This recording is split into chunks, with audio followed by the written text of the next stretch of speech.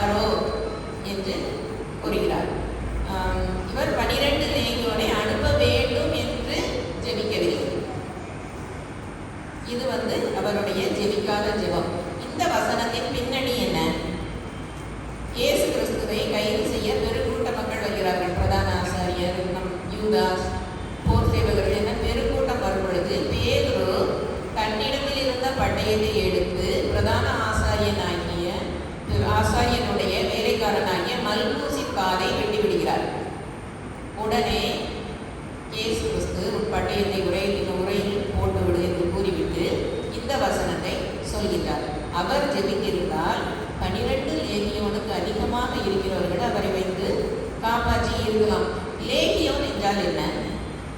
ஒரு லேகியோன் என்பது 6000 படை வீரர்களை, ரோமாபுரி காலாட்படை வீரர்களை கொண்ட ஒரு குழு, ஒரு பட்டாளம்.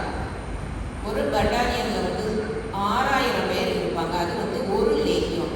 இப்போ 12 லேகியோனுக்கு அதிகம் அப்படிங்கும்போது 12 × 6000 எவ்வளவு? 72,000க்கு அதிகமான தூதர்கள் அவருக்கு உதவி செய்யலாம். அவர் நினைத்திருந்தால் செய்யலாம் என்பதையே தான் அவர் அங்கு சுட்டி காட்டுகிறார். அதாவது இதில் நம்ம 12 லேகியோன் வந்திருந்தா அங்கே என்ன நடந்திருக்கும்? இஸ்ரவேல் மக்கள் மட்டும் இல்லை, ரோமராஜ்யமும் முழுவதுமாக அழிந்திருக்கும். இவங்களுடைய பவர் என்ன அப்படின்னு நம்ம பார்க்கணும்னா 2 ராஜாக்கள் 19:35 வாசியுங்கள்.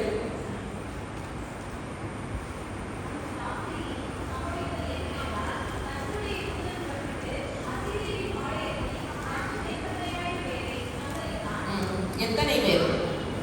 1,85,000 பேரை ஒரு தூதன் சங்கரிக்கிறான். 72,000க்கும் அதிகமாக வந்தால் என்ன நடக்கும்? கொஞ்சம் நீங்க யோசிச்சு பார்த்தீங்கன்னா அவங்களுடைய கெப்பாசிட்டி தெரியும். ஸோ அவர் இதை செய்யலை.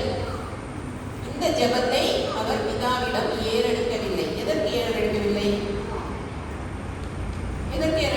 நம்மை பாதுகாக்கலாம், நாம் அழிந்து விடக்கூடாது என்ற எண்ணத்தில் தான் இந்த ஜெபத்தை அவர் ஏறெடுக்கவில்லை. இதை அவர் செய்திருப்பாரா என்று ஒரு சந்தேகம் கேட்டுக்கொண்டிருக்கிறவங்களுக்கு தோன்றும்.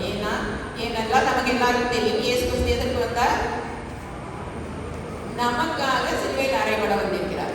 அப்படிங்கும் போது இதை செய்திருப்பாரா தேவன் அப்படிங்கிற கொஸ்டின் நமக்கு வரும். கண்டிப்பாக செய்திருப்பார். யாத்ராகமம் 32:10 வாசிங்கள்.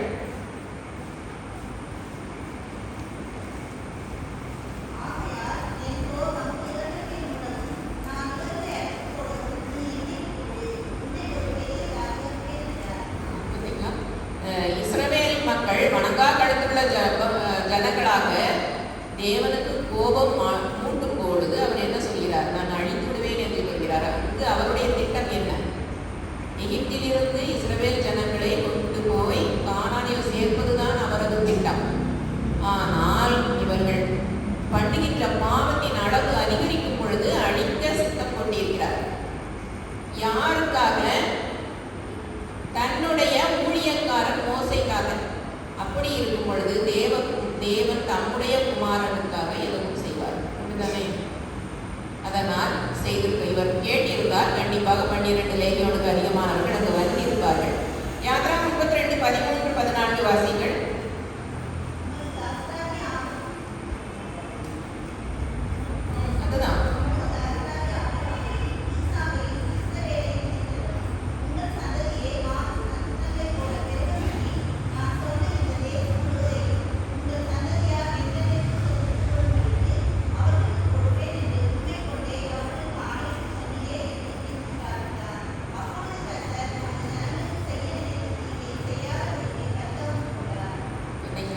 தேவன் அழிக்க சித்தம் கொண்டார்.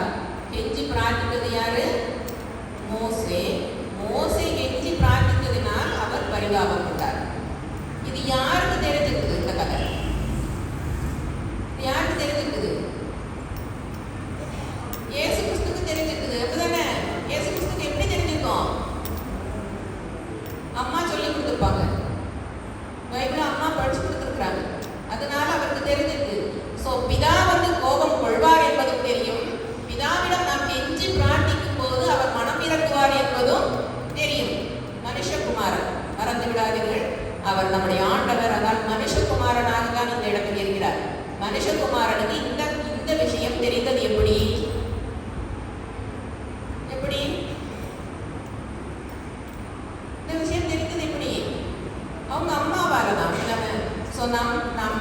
குழந்தைகளை நாம் எப்படி வளர்க்க வேண்டும் அப்படிங்கிறது நம்ம இந்த வசனத்து மூலமாக நம்ம தெரிஞ்சுக்கணும். ஸோ அதனால தான் அவர் வந்து என்ன பண்ணார், அதாவது இவங்களுக்கு மன்னியும் என்று கேட்டார். ஸோ அவர் வந்து மோசே பரிதாபம் பண்ணார். அப்புறம் வந்து இவர் வந்து பேதுருகிட்ட பேசும்போதே சொல்றாரு, மத்தேயு 26:54.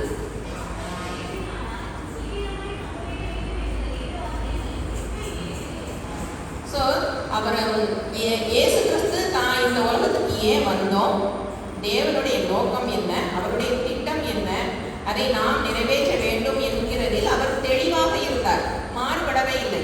அதனால் தான் அந்த ஜெபத்தை அவர் செய்யவில்லை. தன்னை பாதுகாக்க நினைத்திருந்தால் பண்ணியிருக்கலாம். ஆனால் அவர் நம்மை பாதுகாக்க நினைத்தார். நம்மை பாவத்திலிருந்து பாதுகாப்பதற்காக தன்னை பாதுகாக்காதபடி தன்னை ஒப்புக் கொடுக்கவும் அடிக்கவும் துன்பப்படுத்தவும் ஒப்புக் கொடுத்தார். நாம் ரட்சிக்கப்படுவதற்கு அவர் தம்மை அடிக்கப்பட ஒப்புக் கொடுத்தார். நம்மை மீட்பதற்காக அவர் தன்னையே இழந்தார். இப்பொழுது நாம் நம்முடைய வசனத்துக்கு வந்துவிடுவோம். வாசிங்கள் லூக்கா 23:34.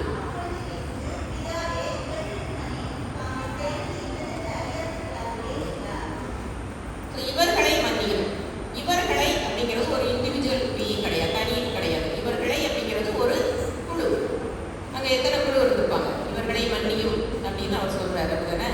அங்கே எத்தனை குழு இருந்திருக்கலாம்? முதல்ல என்ன குழு? யார் மன்னிக்க சொல்றாரு? தன்னை விட்டு ஓடி போன சீஷர்கள். ஓடி போயிட்டாங்களா? இருந்தாங்களா? ஓடிட்டாங்க. வாரினால் அடித்தவர்கள், முகத்தில் உமிழ்ந்தவர்கள், தலையில் குட்டினவர்கள். அங்க யாரெல்லாம் இருந்திருப்பா? யோசிச்சு பாருங்க. யாரெல்லாம் இருந்திருப்பா? கன்னத்தில் அரைந்தவர்கள், முற்றிடம் சூட்டினவர்கள், பரிகாசம் செய்தவர்கள், நிந்தித்தவர்கள், சிலுவையில் ஒப்பு கொடுத்தவர்கள், ஆணிகளால் அரைந்தவர்கள், தன் ஆடையை பங்கிட்டவர்கள். இப்படி எத்தனை குழு இருந்திருக்கும்? அப்படிதானே? அத்தனை குழுவையும் வந்து அவர் மன்னியும் அப்படின்னு சொல்றாரு. நம்ம இதெல்லாம் யோசிக்க மாட்டோம். ஆனா அவரு நேராக யோசித்து இவர்களை மன்னியும் அப்படின்னு சொல்றாரு. அதோட வேற யாரை மன்னிக்க சொல்லியிருக்கலாம்? அங்க இருக்கிற யூத தலைவர்களையும் ரோம அதிகாரிகளையும் மன்னியும் என்று வேண்டிக் கொண்டார். இதற்கு வேதாகமத்தில் நிரூபிக்கப்பட்டுள்ளதா என்றால் அப்போஸ்தலர் 3:17 வாசிங்கள்.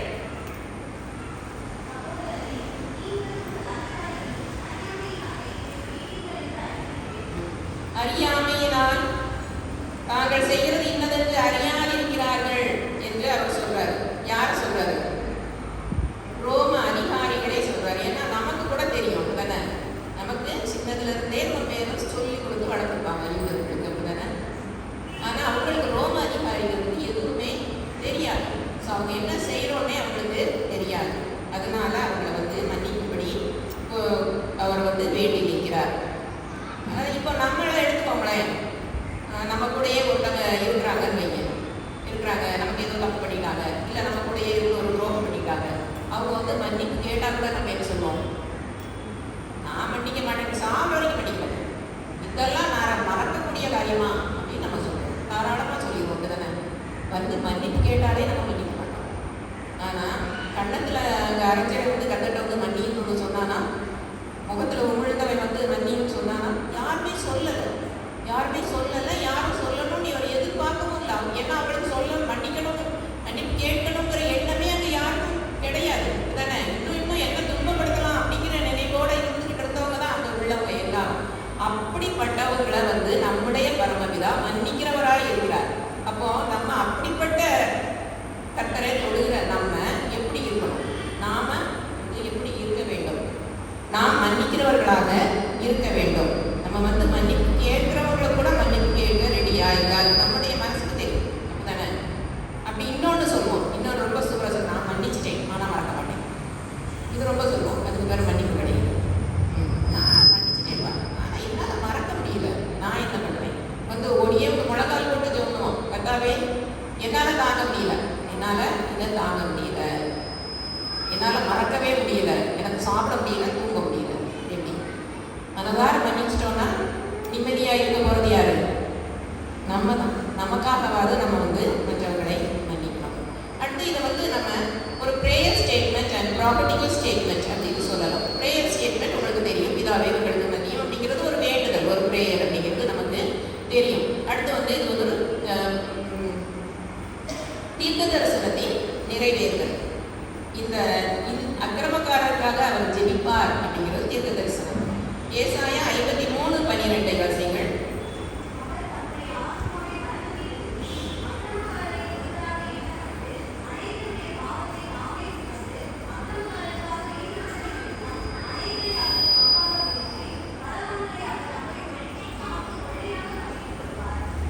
இந்த வசனத்தில் அவர் தம் பாவத்தை சுமந்து அக்கிரமக்காரருக்காக வேண்டினார் என்பதை பார்க்க முடிகிறது. இது ஏசாயா புத்தகத்தில் பதிவு செய்யப்பட்டுள்ளது. இந்த வசனம் ஒரு தீர்க்க தரிசனத்தை நிறைவேறுவதாக நாம் பார்க்கிறோம். அடுத்ததாக இது ஒரு சர்மன் ஸ்டேட்மெண்ட். சர்மன் அப்படின்னா பிரசங்கம். மலை பிரசங்கத்தில் அவர் தான் கூறினதை அவர் இங்கே கடைபிடிக்கிறார். மத்தேயு 5:44 வாசிங்கள்.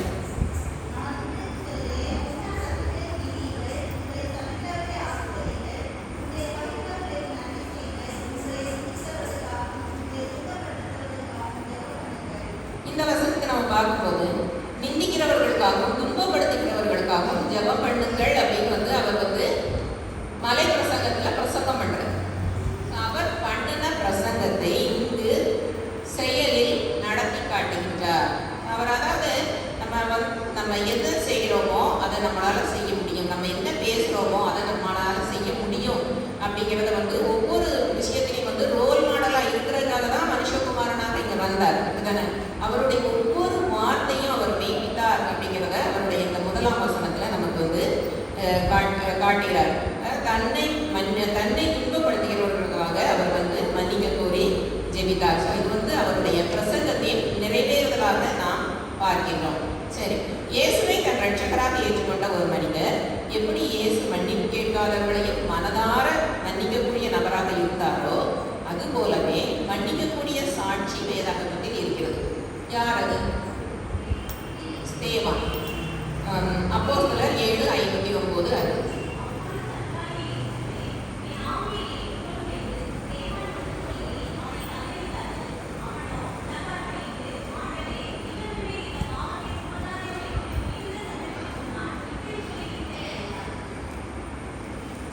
ஸ்தேவானும் இயேசுவை பின்பற்றி வந்த ஒரு சீடன். அந்த சீடனால முடிகிற ஒரு காரியம். அவர் நம்ம என்ன சொல்லுவோம்னா எளிதாக அவர் தெய்வம்பா, அவர் மன்னிப்பார், நான் சாதாரண மனுஷனால் முடியுமா அப்படின்னு நம்ம சொல்லுவோம். அதற்காக தான் கர்த்தர் நமக்கு இப்படி ஒரு சாட்சியை வச்சுக்காரு. பாருங்க, முழங்கால் படிக்கிட்டு எப்போ முழங்கால் படிக்கிட்டு இவர்களை மன்னியும் சொல்லிட்டு இருக்காரு. கல் அவர் மேல விழுந்துக்கிட்டே இருக்கும் போது யோசிச்சு பாருங்க, நடக்கிற காரியமா அப்படின்னு. ஸோ இயேசுவை பார்த்த அவருக்கு சாட்சியாக மரித்தார். அப்போ நம்ம இயேசுவை கேள்விப்பட்டு இயேசுவின் பிள்ளைகளாக வாழும் நாம் எப்படி இருக்க வேண்டும்? மன்னிப்பே கேட்காதவர்களையும் மன்னிக்க சித்தம் கொண்ட இயேசுவின் பிள்ளைகள் நாம். உண்மையாகவே நம் இயேசுவின் பிள்ளைகளாக இருப்போமானால் நாம் மன்னிக்க பழக வேண்டும். மத்தேயு 6:15 வாசிங்கள்.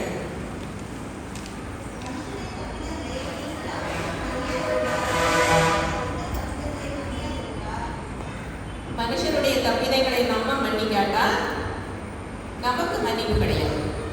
அதுல தெளிவா நமக்கு கர்த்தர் சொல்லி தந்திருக்கிறாரு. இதுவும் மலை பிரசங்கத்தில் உள்ளதுதான்.